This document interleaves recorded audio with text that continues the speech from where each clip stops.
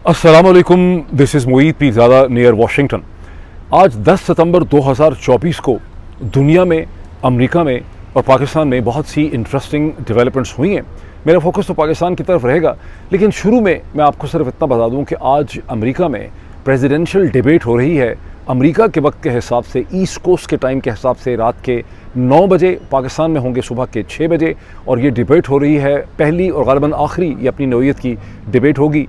Former president Donald Trump और America की president जो वाइस प्रेसिडेंट हैं और जो प्रेसिडेंशियल कैंडिडेट हैं कमाला हारिस साहिबा के दरमियान ये बड़ी इंपॉर्टेंट डिबेट है। अमेरिका और वेस्टर्न वर्ल्ड की तमाम तर निगाहें जो हैं वो इस डिबेट पे मरकूज़ होंगी। हमारा ज़ाहिर है फिर भी चैरिटी बिगिंस एट होम, हमारा फोकस जो है वो पाकिस्तान के ऊपर रहता है और वहीं से हम बात को शुरू करते हैं। अब जब आप पाकिस्तान की डेवलपमेंट्स को देखते हैं तो बहुत सी डेवलपमेंट्स हैं पाकिस्तान में जिनका ताल्लुक इमरान खान से भी है, जिन्होंने अडयाला जेल में आज अखबारी रिपोर्टर्स के साथ बात करते हुए उन्होंने कहा कि इस्टेब्लिशमेंट से बात करने की कोई ज़रूरत ही नहीं है। दूसरी तरफ पाकिस्तान तहरीक इंसाफ के जिन लीडर्स को गिरफ़्तार किया गया था जलसे के हवाले से, उनके इस्लामाबाद के एक एंटी टेरर कोर्ट ने 8 दिन का उनका फ़िज़िकल रिमांड जो है उनमें से बहुत से लोगों का दे दिया है। ताहम शुएब शाहीन साहब जो हैं उनको ग़ालिबन जुडिशल पे भेज दिया गया है और बैरिस्टर गौहर अली खान जो है उनको रिहा कर दिया गया है। इस तरह और भी बहुत सी डेवलपमेंट हैं। फॉर इंस्टेंस खैबर पख्तूनख्वा की जो प्रोविंशियल असम्बली है, सूबाई असम्बली, उसने मुतफ़िक़ा तौर पे एक करारदाद पास की है उस तमाम वायलेंस को कंडेम करते हुए जो इस्लामाबाद में हुई है, साथ ही इस्लामाबाद की पार्लियामेंट में हमला। लेकिन उसमें सबसे जो दिलचस्प बात है वो ये कि खैबर पख्तूनख्वा की असम्बली की इस करारदाद में फ़ौज के चंद अफसरान जो हैं उनके ख़िलाफ़ कार्रवाई का मुतालबा किया गया है, उनको हटाने का भी मुतालबा किया गया है।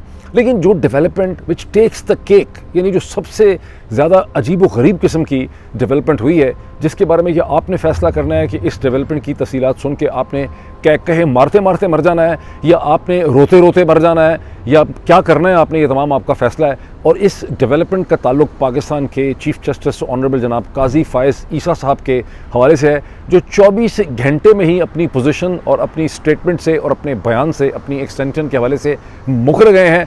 और ये जो मुकरने का उन्होंने काम किया है, ये इस दफ़ा उन्होंने बिल वास्ता इनडायरेक्ट तरीके से सुप्रीम कोर्ट में अपने सेक्रेटरी साहब के तरीके से करवाया। अभी मैं इसकी तफसीलात आपसे शेयर करता हूँ।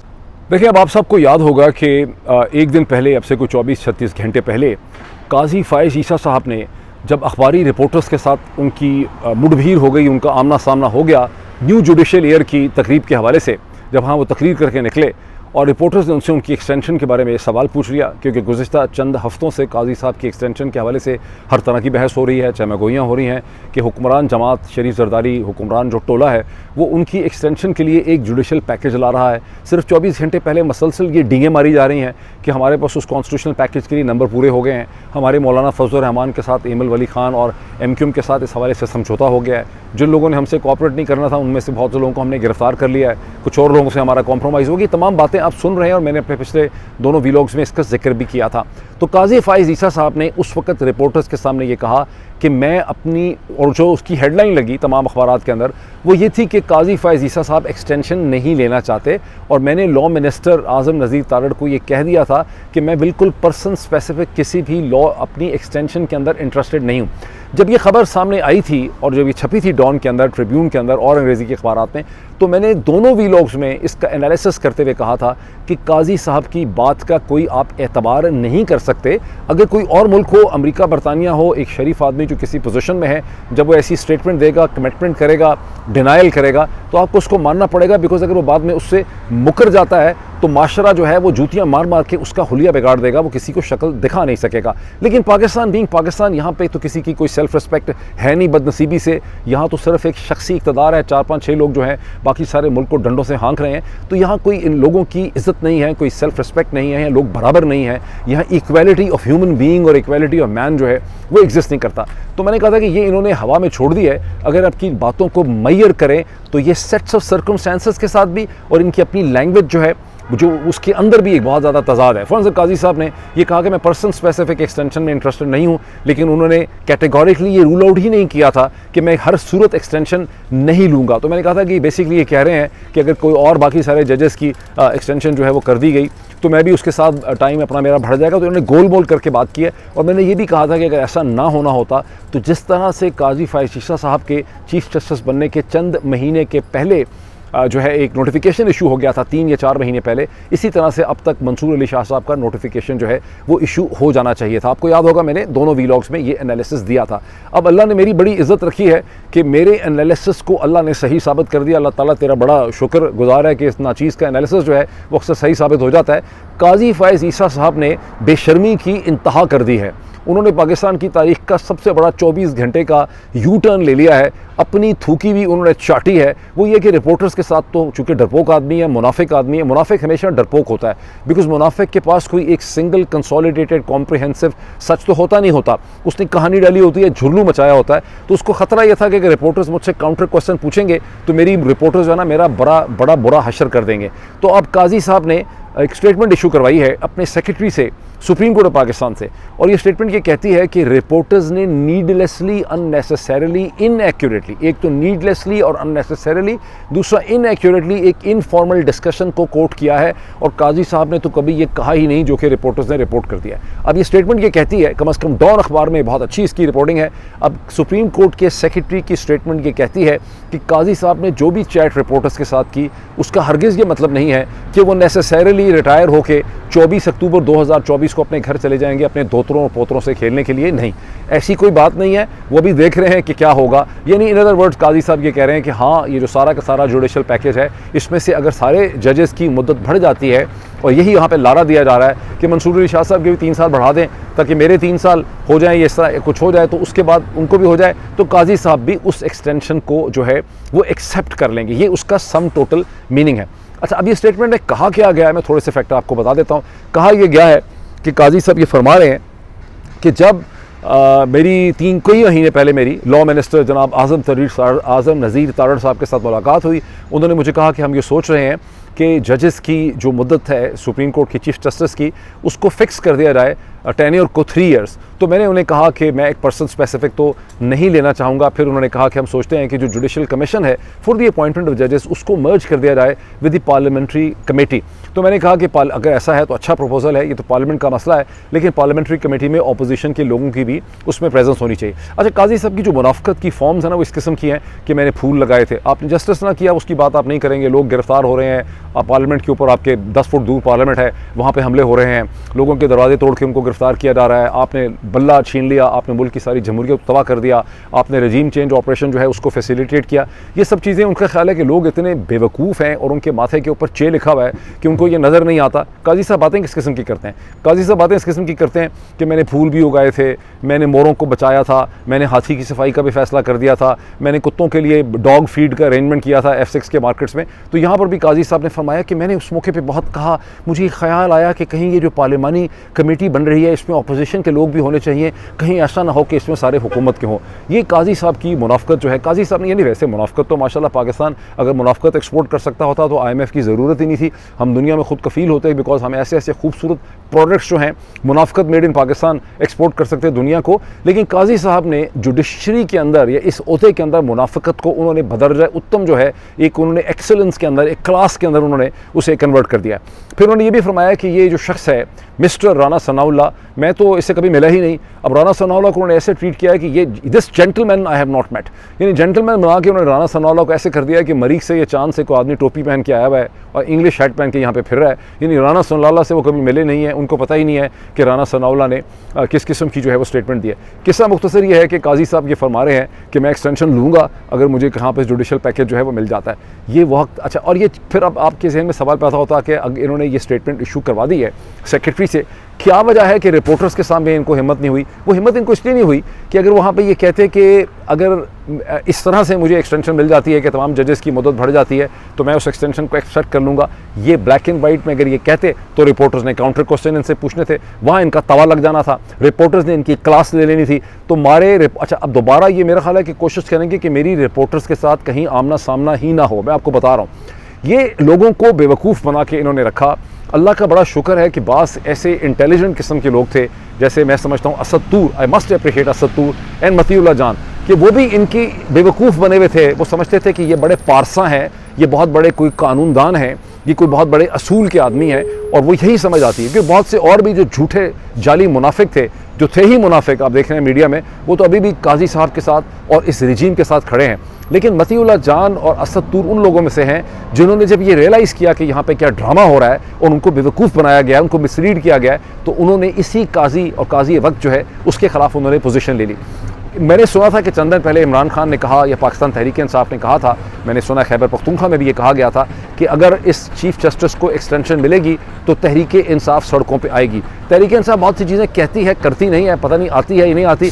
मैं समझता हूँ कि अगर पाकिस्तान के वकला के अंदर, बार एसोसिएशन में, लॉ स्टूडेंट्स के अंदर, लॉ कॉलेजेस में, लॉ फैकल्टी के अंदर कोई ज़रा सा भी दम खम है, कोई स्पाइनल कॉर्ड है, तो उन्हें इस मौके के ऊपर पीसफुली प्रोटेस्ट करना चाहिए, सड़कों पे आना चाहिए, काजी साहब के बारे में नारे मारने चाहिए, काजी साहब को याद करवाना चाहिए कि ओ भाई काजी साहब, आपकी एक्सटेंशन लेने की कोई वजह नहीं बनती, कोई इसकी आप सिस्टम को सिर्फ नुकसान जो है वो पहुंचा रहे हैं। मैं आपको स्टेज के ऊपर ये भी कहना चाहता हूँ कि वो 4 या 5 प्रिंसिपल कैरेक्टर्स जिन्होंने पाकिस्तान में 28 महीने में जो रजीम चेंज ऑपरेशन हुआ है उसके नतीजे में आज जो पाकिस्तान तबाही के धाने पे खड़ा है, इस तबाही की जिम्मेदारी के जो प्रिंसिपल कैरेक्टर्स हैं उसमें काजी फायज़ ईसा साहब जो हैं वो 1 प्रिंसिपल मेन कलीदी कैरेक्टर हैं।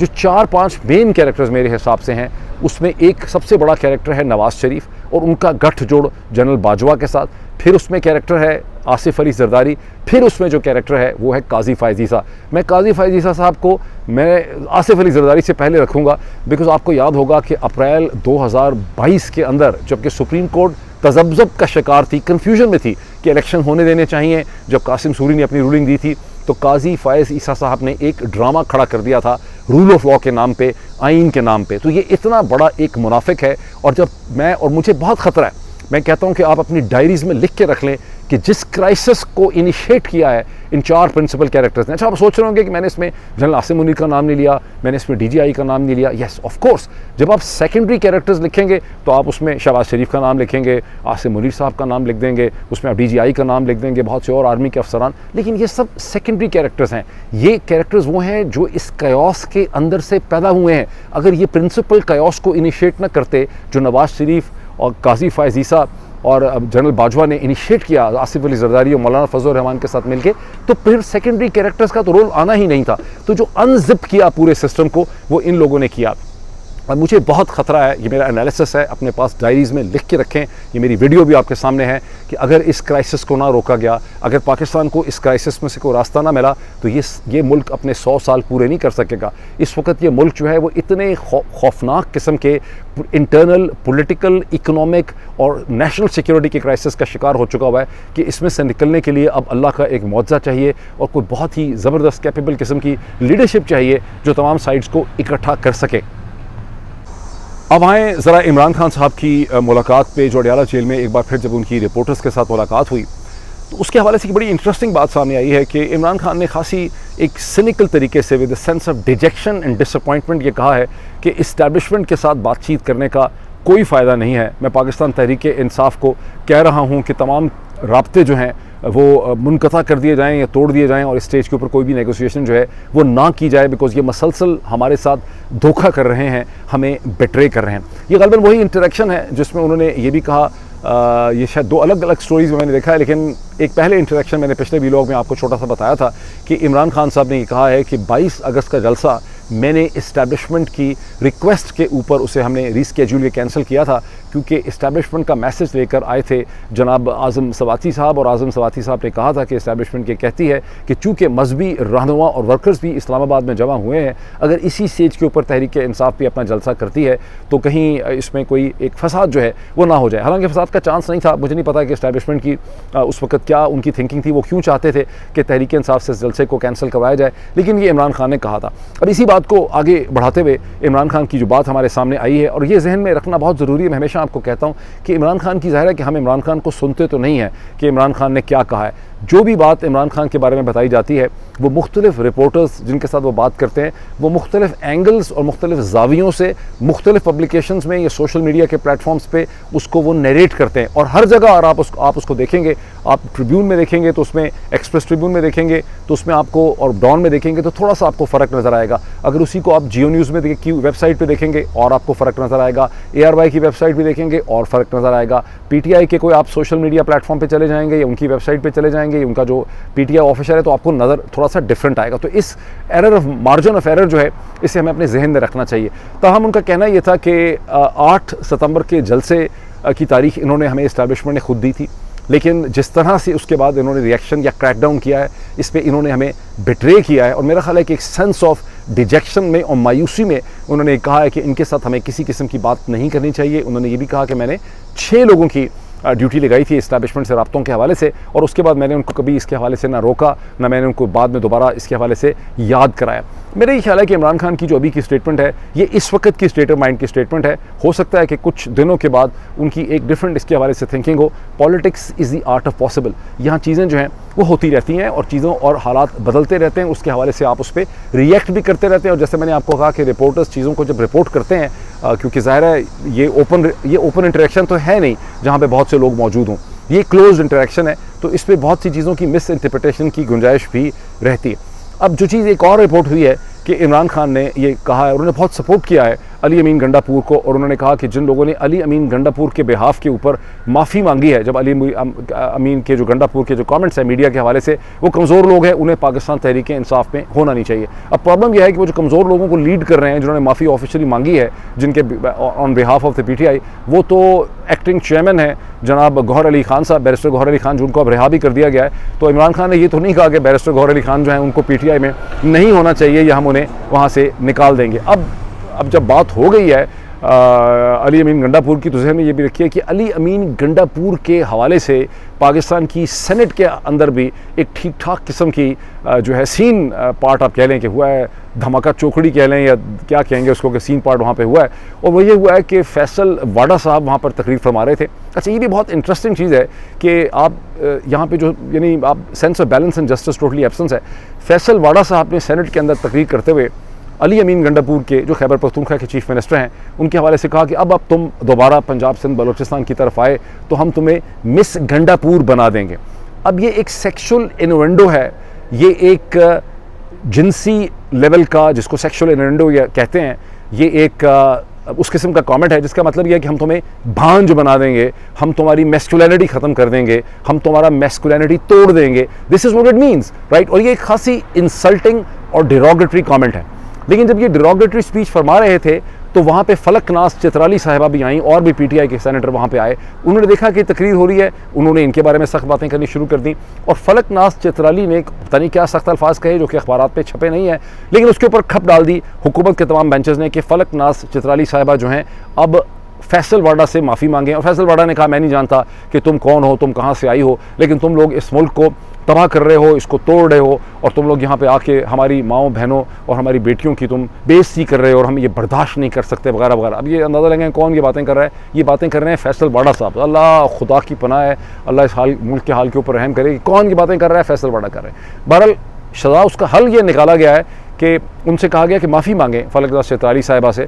उन्होंने माफ़ी मांगने से इनकार कर दिया और उसके बाद यूसुफ रज़ा गिलानी चेयरमैन सेनेट ने 2 दिन के लिए उनकी सेनेट की जो रुकनीत है या उनकी पार्टिसिपेशन जो है उसे उन्होंने सस्पेंड कर दिया। लेकिन फैसल वाडा जिन्होंने ये गुफ्तगू इनिशिएट की, जिन्होंने एक इररिस्पॉन्सिबल सेक्सुअल इन्वेंडो की टॉक की सेनेट में, वो आगे यहाँ पर विक्टिम बन के प्रेजेंट हो रहे हैं। उनके खिलाफ कोई एक्शन नहीं हुआ, उल्टा जो है वो सेनेटर फलकनाज चित्राली जो हैं उनके खिलाफ इस हवाले से एक्शन हुआ है।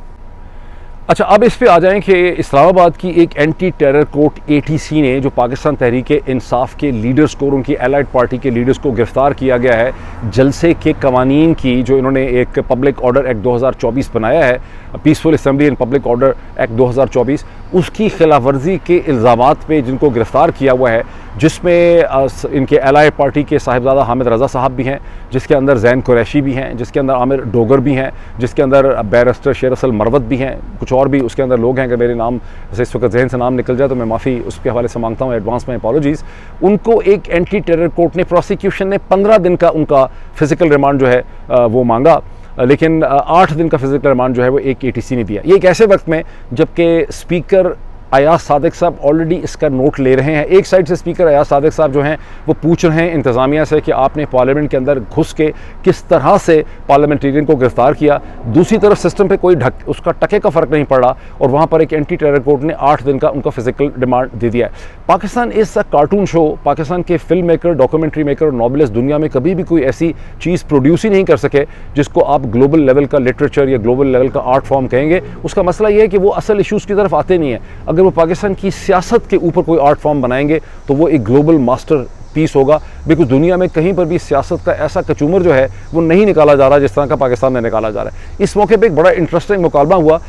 शुएब शाहीन साहब जो हैं उनको भी प्रोसिक्यूशन ने उनका भी मांगा था। उन्होंने कहा जी शुएब शाहीन से तो कोई असला नहीं निकला, शुएब शाहीन ने कोई वारदात नहीं की, लेकिन शुएब शाहीन ने इस पूरे के पूरे बलवे को ऑर्गेनाइज़ किया था, तो इनका भी हमें रिमांड चाहिए 15 दिन का। लेकिन उनका रिमांड नहीं मिला, उन्हें जो है मेरे ख्याल जुडिशल में भेज दिया गया है। तो वहाँ पर शेर अफजल मरवत ने ये कहा जज साहब को कि जनाबे वाला हमें आप तुम दिया है, और शुएब शाहीन जो हैं उनके ऊपर भी इन्हीं दफ़ात की खिलाफ वर्जी पे शुएब शाहीन को पकड़ा गया था। उस पर जज साहब ने बैरिस्टर शेर अफजल मरवत से कहा कि उसके पास से क्लैशनकोव नहीं निकली, तुम्हारे पास से क्लैशनकोव निकली है। तो शेर अफजल मरवत साहब ने कहा कि ये भी गलत है, ये झूठा आपने मेरे पे डाला है, मेरे पास कोई क्लैशनकोव नहीं थी, मेरे पास सिर्फ एक पिस्टल था उस मौके पे। अब ज़ाहिर है इनको उन्होंने भेज दिया फिजिकल रिमांड में, 8 दिन के बाद इनको जुडिशल पे भेज देंगे, फिर इनकी ज़मानत हो जाएगी।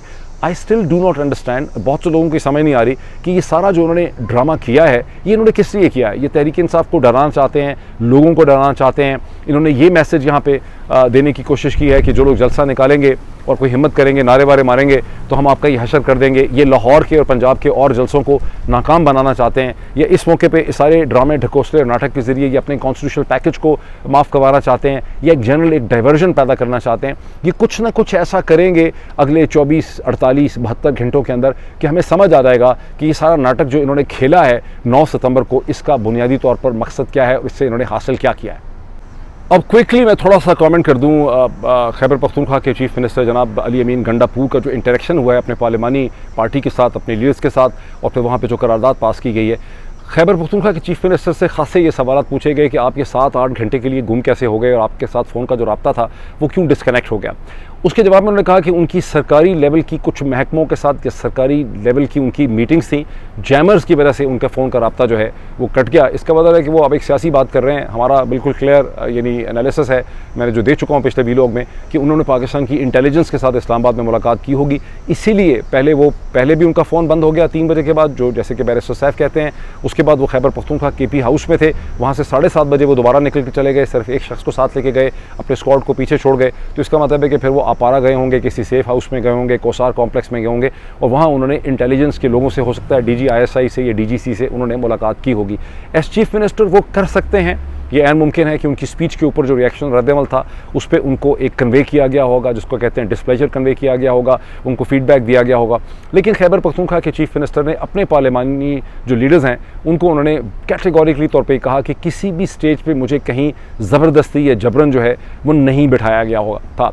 एक उन्होंने बात वहाँ पे इंटरेस्टिंग ये भी की, उन्होंने कहा कि मैंने अपनी स्पीच के अंदर जो कुछ कहा है ना तो मैं उस पर माफ़ी मांगता हूँ, ना उससे मैं पीछे हटूँगा।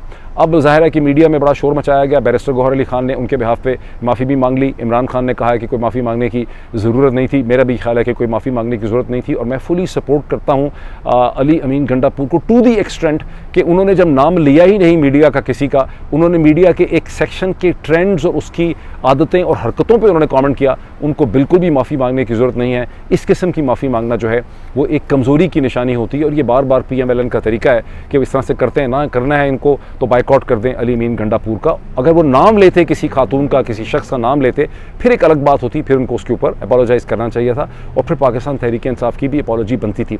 लेकिन दूसरी जो उन्होंने चीज़ की, और इसी तरह से उन्होंने जनरल फैज़ के हवाले से जो कमेंट किए कि भी जनरल फैज़ कौन सा हमारा घर से आया था, वो तो ज़ाहिर है आपका ही अफसर था, आपने उसको DGC बनाया, आपने उसको DGI बनाया। अच्छा काम करे तो अच्छा है तो आपका है, बुरा काम करे तो हमारा है। वो भी उस कमेंट में कोई ऐसी चीज़ नहीं है जिसके ऊपर किसी को भी नादिम होने की या अपॉलोजाइज़ करने की ज़रूरत है। ताहम जो उन्होंने कहा कि मैं पीछे नहीं हटूंगा, तो 15 दिन का भी उन्होंने वादा किया हुआ इमरान खान को छुड़ाने का। वो ज़रा एक अपहिल किस्म का टास्क है, वो देखना होगा कि क्या होता है। इसी दिन में my last comment, Khyber Pakhtunkhwa की असेंबली ने एक मुतफ़िक़ा तौर पे करारदाद पेश की है जिसमें आर्मी के उन चंद आर्मी की वैसे तारीफ़ की गई है, पाकिस्तान की अफवाज की, उसकी खिदमात की, उसकी कुर्बानियों की, लेकिन कहा गया है कि फ़ौज के चंद अफसर जो हैं वो इस वक्त मुल्क में जो बहरान है उसके लिए ज़िम्मेदार हैं और इन अफसरान का कोर्ट मार्शल होना चाहिए और तहरीक इंसाफ के जिन लीडरों को उठाया गया है पार्लियामेंट से और डिफरेंट जगहों से, उनको फौरी तौर पर रिहाई मिलनी चाहिए। अभी इतना ही, फिर आपसे मुलाकात होती है। Thank you.